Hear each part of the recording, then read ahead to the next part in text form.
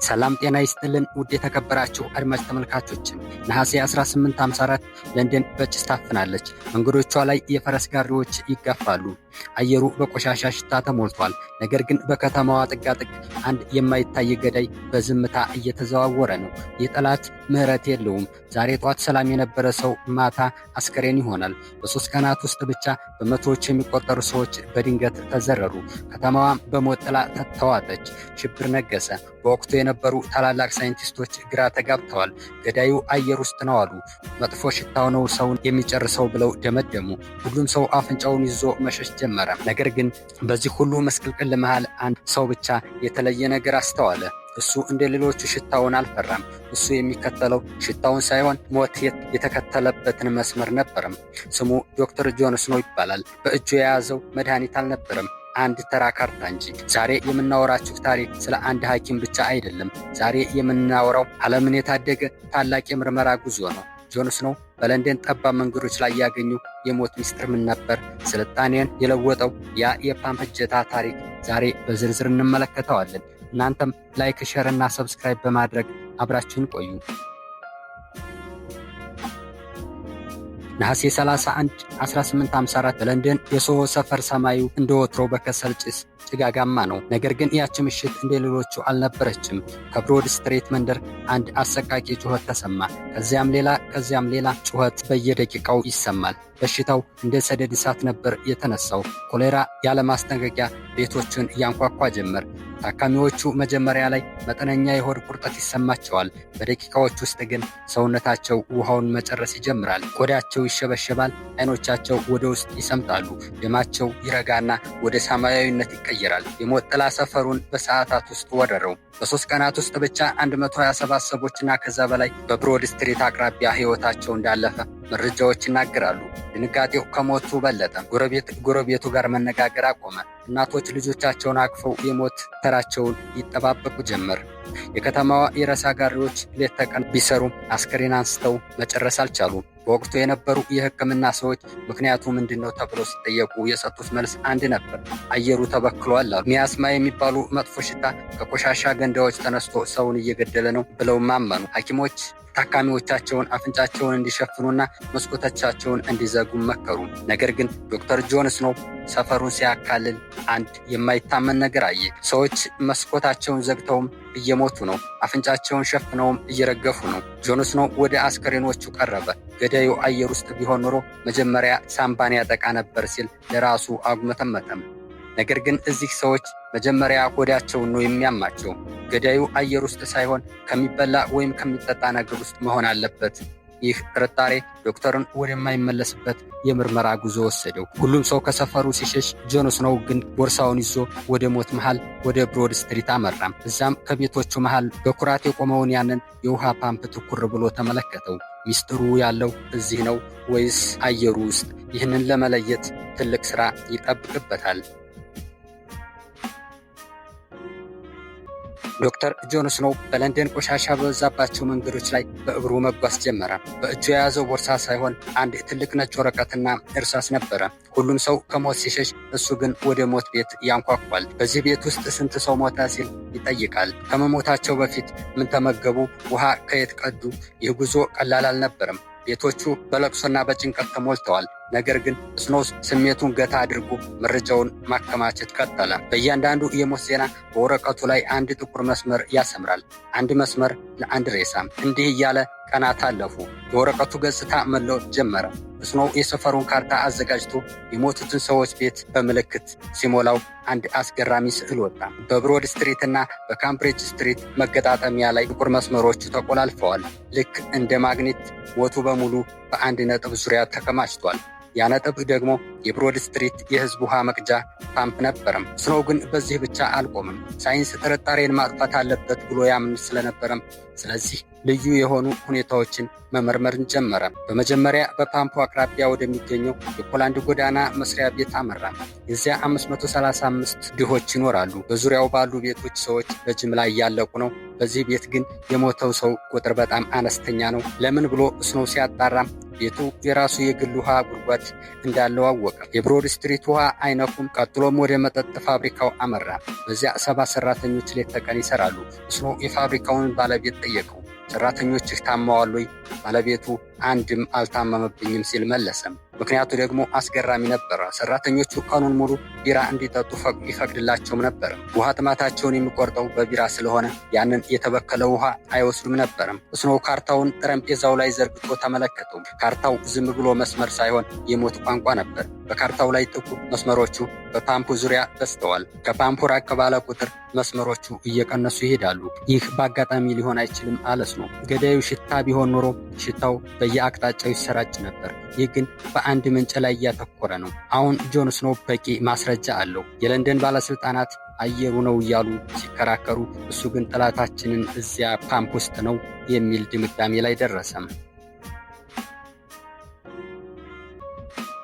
በምርመራው ሂደት ውስጥ አንዳንድ ጊዜ ከእውነት ወጣ ያሉ የሚመስሉ ክስተቶች ለትልቁ ሚስጥር መፍቻ ቁልፍ ይሆናሉ። ዶክተር ጆን ስኖው በብሮድ ስትሪት ካርታው ላይ 2 ትልልቅ የሚጣረሱ ሀሳቦችን አስተዋልም። እነዚህ ክስተቶች በመጀመሪያ ሲታዩ የእሱን የውሃ ነው ገዳዩ የሚል መላምት የሚያፈርሱ ይመስሉ ነበርም።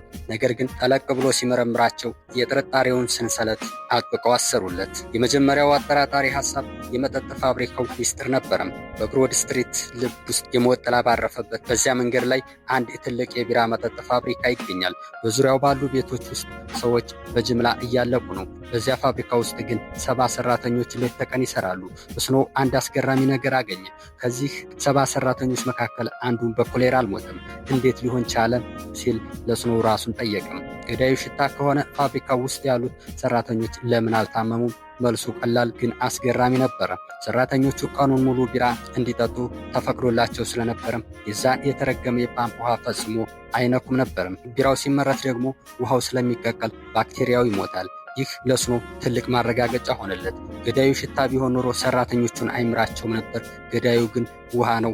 ሁለተኛውና ይበልጥ ግራ የሚያጋባው አጠራጣሪ ሐሳብ ደግሞ የርቀቱ ሞት ነበርም። ከብሮድ ስትሪት በብዛት ኪሎሜትሮች ርቆ የሚገኝ ሃምፕስቴድ በተባለ ንጹህ መንደር ውስጥ አንዲት ባለጸጋ ሴት በኮሌራ መሞታቸው ተሰማ። ይህ አካባቢ ከወረርሽኙ ነፃ የነበረ ሰፈር ነው። ታዲያ ይህች ሴት እንዴት ሊይዛቸው ቻለ የሚለው ጥያቄ የሁሉንም ሰው አፍ አስያዘ። ስኖው ወደ ሴትዮዋ ቤት ተጓዘ።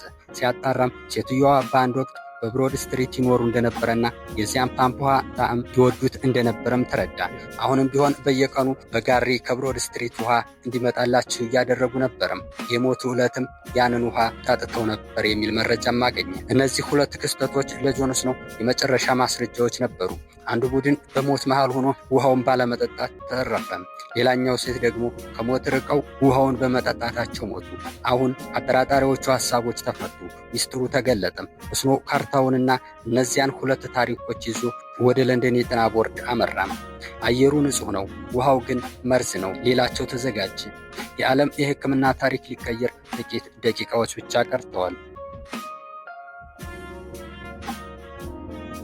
መስከረም 7 ቀን 1854 የለንደን የቅዱስ ጄምስ ጤና ቦርድ አባላት በዝግ ስብሰባ ላይ ናቸው። በክፍሉ ውስጥ ያለው አየር በውጥረት ተሞልቷል። ሁሉም ሰው በሽታው በአየር ነው የሚለው የድሮ እምነት ላይ ተመርኩዞ መፍትሄ ሲያወጣ ጆን ስኖው ወደ ክፍሉ ዘልቆ ገባ። በእጁ የያዘውን ያንን ጥቁር መስመሮች የሞሉበትን የሞት ካርታ ነበር። ስኖው በቆራጥነት ካርታውን ጠረጴዛው ላይ ዘረጋው። ክቡራን አለ፣ ስለ መጥፎ ሽታ ማውራታችሁን አቁሙ። ሰዎች እየሞቱ ያሉት አፍንጫቸው ስላሸተተ ሳይሆን የብሮድ ስትሪት ውሃን ስለጠጡ ነው። ካርታውን እያሳየ የቢራ ፋብሪካውን ሰራተኞችና የርቀቷን ሴት ታሪክ በዝርዝር አቀረበላቸው። ባለስልጣናቱ መጀመሪያ ላይ አመነቱ። ባክቴሪያ የሚባል ነገር የለም፣ ውሃው ውስጥ ምን ሊኖር ይችላል ብለው ተከራከሩ። ነገር ግን በካርታው ላይ ያሉት የጥቁር መስመሮች ሊካዱ የማይችሉ ሀቆች ነበሩ። ስኖው የመጨረሻውን ጥያቄ አቀረበ። ይህንን ወረርሽኝ አሁኑኑ ማስቆም ከፈለጋችሁ የብሮድ ስትሪት ካምፕ ፍጅታ መወገድ አለበት። ከብዙ ክርክር በኋላ ቦርዱ ተስማማ። በማግስቱ ጠዋት የከተማው ሰራተኞች ወደ ብሮድ ስትሪት አመሩ። ሰፈሩ አሁንም በለቅሶ የታወከ ነበርም። ሰራተኞቹ ወደ ፓምፑ ቀረቡ። በትልቅ መፍቻም ያንን በሺዎች የሚቆጠሩ ሰዎችን ሲገድል የነበረውን የፓምፕ እጀታም አውልቀው ጣሉት። ውጤቱ ግን እጅግ አስገራሚ ነበርም። እጀታው በተወገደ በጥቂት ቀናት ውስጥ አዲስ የሚያዝ ሰው ጠፋ። የሞት ግስጋሴውም በድንገት ቆመ። የለንደን ሕዝብ መተንፈስ ጀመረ። ጆን ስኖው አንድን ቀላል የብረት እጀታ በማስወገድ በሺዎች የሚቆጠሩ ነፍሳትን ታደገ። ነገር ግን ታሪኩ በዚህ አላበቃም። በኋላ ላይ በተደረገ ጥልቅ ምርመራ ከፓምፑ አጠገብ የነበረ አንድ ፈሳሽ ማስወገጃ ተሰብሮ የሽንት ቤት ቆሻሻ ወደ ጉድጓዱ ውስጥ ይገባ እንደነበር ተረጋገጠ። ይህ ግኝት ለዘመናዊ የውሃ አቅርቦትና የከተማ ጽዳት አብዮት መነሻ ሆነ። ዛሬ ጆን ስኖው የለም። ነገር ግን የሰራው ስራ በዓለም ዙሪያ በሚሊዮን የሚቆጠሩ ሰዎችን ሕይወት በየቀኑ ይታደጋል። እሱ ያስተማረን ትልቅ ቁም ነገር አለ። በሽታን ለማሸነፍ መድኃኒት ብቻ አይበቃም። ችግሩ የሚመጣበትን ምንጭ በጥበብ መፈለግና ያንን እጀታ ለማስወገድ መቁረጥ ያስፈልጋል። የብሮድ ስትሪት የፓምፕ እጀታ ወረደ። በለንደን ጎዳናዎች ላይ ሲያገሳ የነበረው የሞት ድምፅ ጸጥ አለም። ዶክተር ጆን ስኖው ያንን ቀላል የብረት እጀታ በማስወገድ ሳይንስን ከግምትና ከጭላንጭል እውቀት አልቆ ወደ ማስረጃው ብርሃን አወጣው። ነገር ግን ታሪኩ እጀታው ላይ ብቻ አልቆመም። ከጥቂት ጊዜ በኋላ የለንደን ባለስልጣናት ፓምፑ ያለበትን መሬት ቆፍረው ሲመለከቱ ዓለምን ያስደነገጠ እውነታ አገኙ። ከፓምፑ ውሃ ጉድጓድ በጥቂት ሴንቲሜትር ርቆ የተሰበረ የቆሻሻ ፈሳሽ ማስወገጃ ቧንቧ አገኙ። የዚህ ሰፈር የሽንት ቤት ቆሻሻ በቀጥታ ወደ ንጹህ ውሃ ይቀላቀል ነበርም። ጆን ስኖው በካርታው የደረሰበት ሚስጥር በመሬት ውስጥ ባለው መረጃ ዳግም ተረጋገጠ። ዛሬ ጆን ስኖው በሕክምናው ዓለም እንደ ጀግና ይቆጠራል። የእሱ ታሪክ ከ170 ዓመታት በኋላም ቢሆን ለእኛ ለዛሬዎቹ ሰዎች 3 የማይለወጡ እውነታዎችን ያስተምረናል። ስኖው ያሸነፈው በመድኃኒት ብዛት ሳይሆን በትክክለኛው መረጃ ነው። ካርታው ዝም ብሎ ስዕል አልነበረም፣ የሺዎችን ነፍስ የታደገ የሳይንስ መሳሪያ እንጂ። ዛሬም ቢሆን በማንኛውም የህይወት ዘርፍ ለውጥ ለማምጣት መረጃን በብልሃት መጠቀም ቀዳሚው ተግባር ነው። ዓለም ሁሉ በሽታው በአየር ነው እያለ ሲጮህ፣ እሱ ግን እውነቱን ይዞ ብቻውን ቆመ። ብዙሃኑ ስለተቀበለው ብቻ አንድ ስህተት እውነት ሊሆን አይችልም። እውነትን ፍለጋ ድፍረትና ትዕግስት ይጠይቃል። ችግርን ከቅርንጫፉ ሳይሆን ከስሩ መቁረጥን ተማር። ጆን ስኖው የታመሙትን በማከም ብቻ አልተወሰነም፣ በሽታው የሚመጣበትን ምንጭ አደረገ። እኛም በሕይወታችን ውስጥ የሚያጋጥሙንን ፈተናዎች ለማሸነፍ የችግሮቻችንን እጀታ ለይተን ማወቅና ማስወገድ ይኖርብናል። ዛሬ በለንደን በዚያው ጥንታዊ ሰፈር ውስጥ ያ ፓምፕ አሁንም አለ፣ እጀታ ግን የለውም። ይህ ፓምፕ የሐውልት ያህል ክብር ይሰጠዋል። እጀታ የሌለው ፓምፕ አንድ ሰው በጽናትና በጥበብ ከቆም የማይታየውን ጠላት አሸንፎ የሰው ልጅን ታሪክ መቀየር እንደሚችል ምስክር ሆኖ ይኖራል። ዶክተር ጆን ስኖው እንዳሳየን እውነት ሁልጊዜ በካርታ ላይ በመረጃው ውስጥና በድፍረታችን መካከል ትገኛለች። የብሮድ ስትሪት ሚስጥር ተፈታ፣ የሕክምናውም ዓለም ለዘላለም ተለወጠ።